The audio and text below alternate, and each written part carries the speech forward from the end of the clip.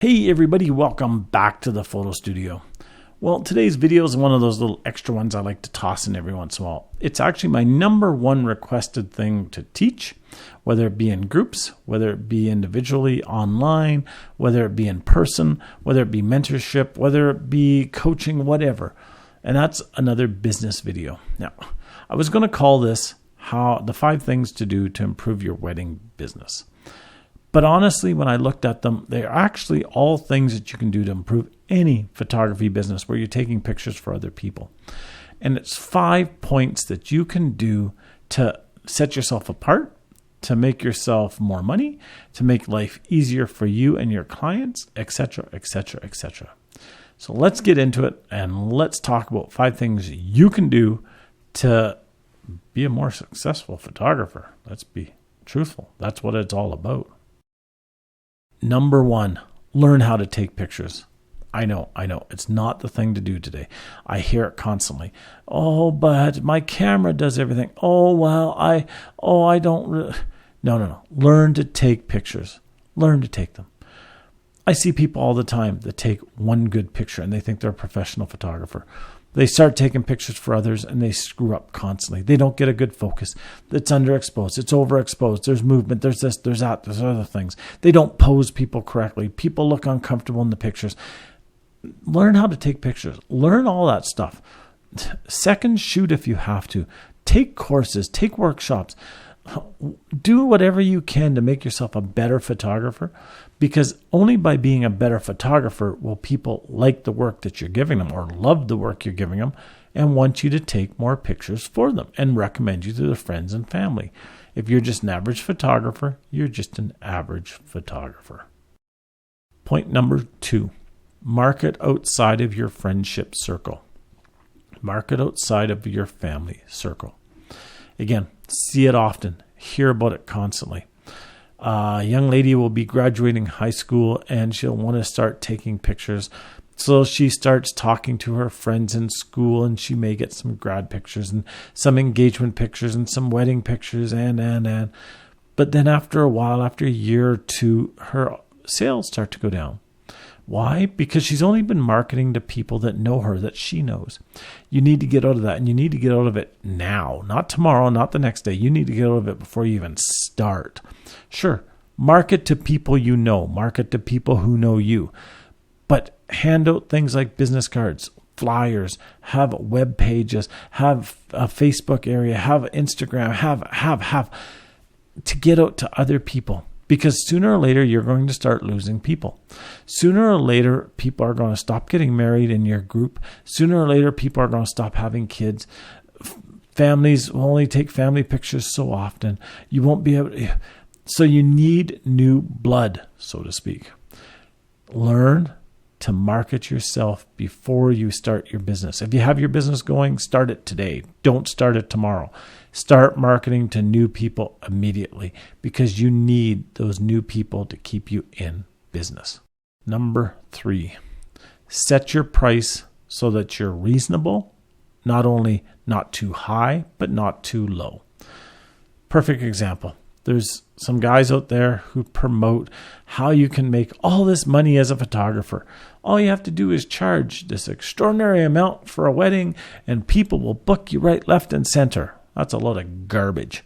Those people have no clue of what they're talking about. I don't care how many followers they have. I don't care what they get paid for their seminars. If you're living in an area where the average wedding is between $3,000 and $5,000 and you walk in with a $23,000 wedding package, you either have to be insanely good, offer stuff that those other people don't, or you're not going to get the business. People just won't come to you because you're higher priced. Come on, let's be realistic. We're in a day and age where people can shop around. They know what weddings are worth. I'm not saying undercut yourself. Please don't undercut yourself. That's as bad as overpricing yourself.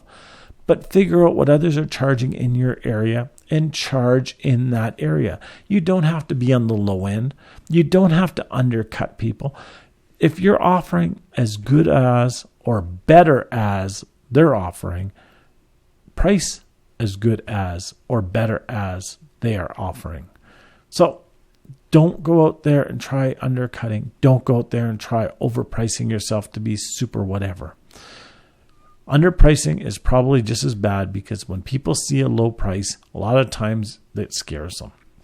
If you go out to look at a car tomorrow, you walk onto a lot and you see a whole pile of cars, and the average price is $15,000 for these cars. And then you see a car that's priced at $400. Do you honestly, truthfully think that that car is as good as a $15,000 car? And if you do, there's something wrong with you, because you know there's something not right with it. Well, that's the same with photographers. If everybody else is charging $3,000 and you're charging $300, something's not right there. And the other problem with going too low is it's hard to raise your prices. Set your prices so they're reasonable and go from there. Point number 4, deliver what you promise when you promise it. Don't be crazy. If you're working a part-time job or a full-time job and you're doing photography on the side, understand that if you shoot a wedding on Saturday, chances are you're not going to deliver the digital proofs by the following Friday. Just not going to happen. If you have a young family and you're working, you're definitely not going to get it done.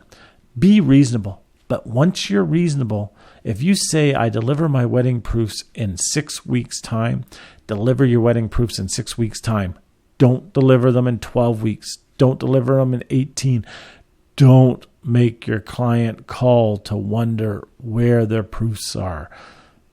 Bad thing to do. Because once you get known as being the slow photographer, I get it whenever, or maybe I'll get it, maybe I won't get it, you'll scare a lot of people away. Tell them you'll deliver in 6 weeks if that's reasonable for you, and deliver in 4 if you can.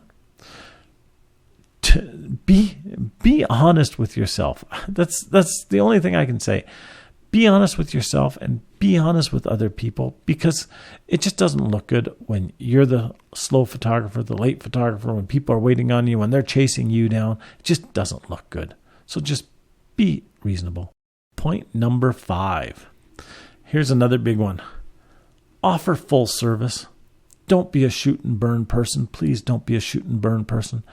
You would not believe how many people come in here with USB sticks from their wedding, from their family pictures, from their boudoir session, from their glamour session, from their graduation, and they need to get proofs done. The photographer shot them, charged them a reasonable amount of money, and then they had to go around to try to find somebody to print them so they look good. Now, don't get me wrong. I love that. I make a ton of money.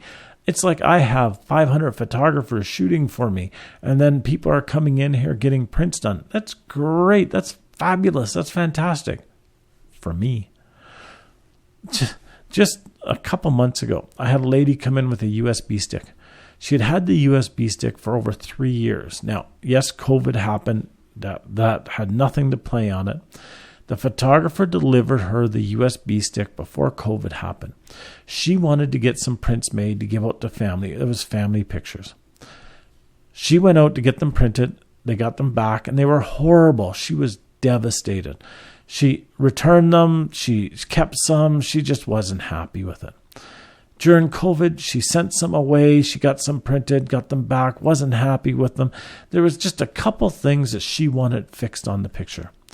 Finally, she heard about me. She came in, gave me the USB stick, and pretty much told me, I don't care how much I have to spend. I just want to get these printed so I can get them up on my wall and get this off of my to-do list. It's okay. So we downloaded the image that she wanted printed. There was like 5 images in total, but one had an issue with it. 3 clicks. 3 clicks in Photoshop. That was it. And it was perfect in her mind. I charged her $75 for, it was less than a minute's work, and she wanted to pay me more. She was so happy to get it done. She wanted a wall portrait. She didn't want to go to a frame shop. She didn't want to go through all that. She says, do you frame? I said, yeah, here's the 5 frames I carry. She said, I love this one. Do you have this one in this size? I says, yep. She says, great, I'll take it. She placed a huge order, including some framed ones, came in to pick it up. She was so happy with the frame prints that she doubled up on everything so she could give to her kids, and she got another one for her parents. I made a ton of money. She would have been more than happy to pay the photographer that. the photographer wouldn't offer her that service. Offer a service. Offer whatever the client wants. Offer it. If you can't figure out how to do it, take a class. If you can't figure out how to do it, you don't have the time to do it, hire somebody to do it. I do editing for all different photographers, from doing families, weddings, grads, boudoir, commercial, advertising. They send me the file, says, we need this. I do the editing, send it back. They double what I charge them, give it to the client, and the clients are ecstatic. So offer your client a full service, a full meal deal, so they can get everything from you. Point number 6, it's a freebie. And this is as important as anything above. And I wasn't going to say it. I wasn't going to put it in this video. But here's the thing. Be unique. Be different. There's too many clones out there in the wedding business. There's too many clones out there in every business right now. It seems like if something goes well, people will clone it. Be unique. Don't copy the guy down the street. Don't copy the girl around the block. Don't copy. Get your own style. Offer your own services. Be unique. People will appreciate it. You'll get more business. Then they're not deciding between 6 people who offer the same everything. They're actually looking at it and going, wow, this person is different. I like what this person, I like this, I like that. Be unique. It'll get you more clients, and your clients will be happier with you. Well, until next time, I hope you get out there and take some amazing pictures. If you are running a business, promote yourself, promote your business, do things that are going to set you apart. Just don't be another cookie cutter. I'll talk to you next time. Have a great day. Bye-bye now.